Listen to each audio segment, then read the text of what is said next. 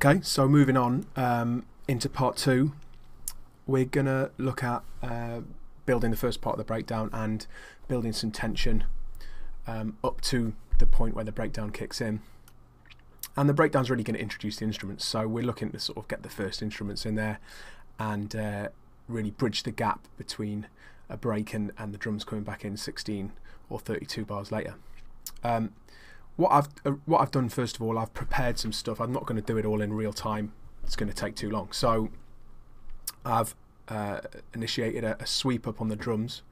And if we look at the mixer here, I'm going to do it all on the same screen rather than across two to make the screencast a bit easy to look at. If I open the mixer up, we can see we've got all our drums across here in red.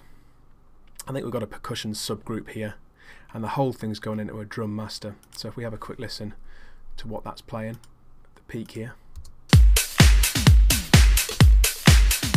you can hear just the simple drum track that we made, consisting of kicks, snares, hi-hats, percussion, etc, etc. Unsolo that, and we can hear the effects. So leading up here, I put a simple channel EQ. And if we watch this section here with a high pass filter, it's going to filter all the bottom end from the whole drum group in this last section. And really all this is doing is just giving a signal to the DJ or to the crowd or to whoever that something is about to happen. Now you can hear some other stuff's going on there as well. I'll show you that in just a second. But if we have a look at the drum master and have a look at the automation track, we can see there that there's some automation going on. And none of this has been drawn in. I just quickly recorded this in. I tend to find that leaving automation curves, you know, drawn in or used with controllers is sometimes a little more human than having beautiful curves everywhere, beautiful ramps that are perfect. A little bit more variation and a bit of a random feel.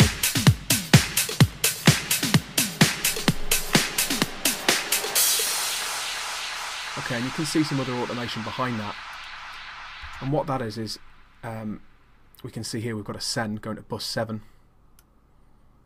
And when I created that, it would have automatically made a new bus. And I've just put a large reverb here with Space Designer. I mean, it's a big one. It's really just to show, you know, it's oversized to show you the effect. Whether we'd use something this big in an actual track, you know, it's going to work quite nicely with the ambient sounds that we've got. It's giving us a tail to work with, as you'll see. But if I mute the effects here, get rid of the mixer a second, and mute all these effects, you can really hear the effect of the reverb. And this is on the entire drum group. And because the bottom end's been filtered, you're only hearing reverb really on the top higher end frequencies.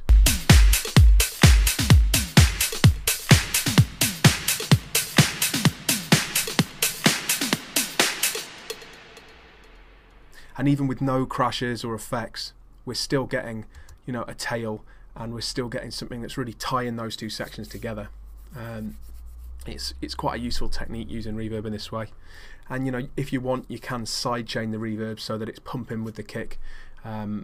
If you want to know how to do that, there is a tutorial of mine on Audiotuts going back about sort of 15 tuts or so that shows you how to create dynamic effects. So that's worth looking up. I'll make sure there's a link to that in the text with this tutorial. Okay, so there's our reverb. I've also automated some reverb on the reverse effect that's coming up.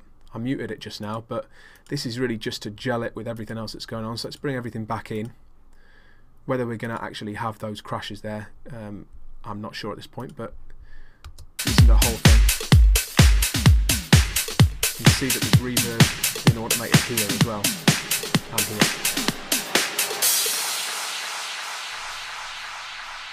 So that's a nice start to our breakdown. We've now got, you know, some atmosphere already happening. There's some anticipation. You know, you could program in a roll here. I'm not going to spend too much time concentrating on this area. I want to get into the breakdown. But you could program anything you like here to create more anticipation. But But there it is. There's part 2, and in the next section, out of 4 or maybe 5, we're going to look at actually introducing some of the instruments and layering some basic atmospheres.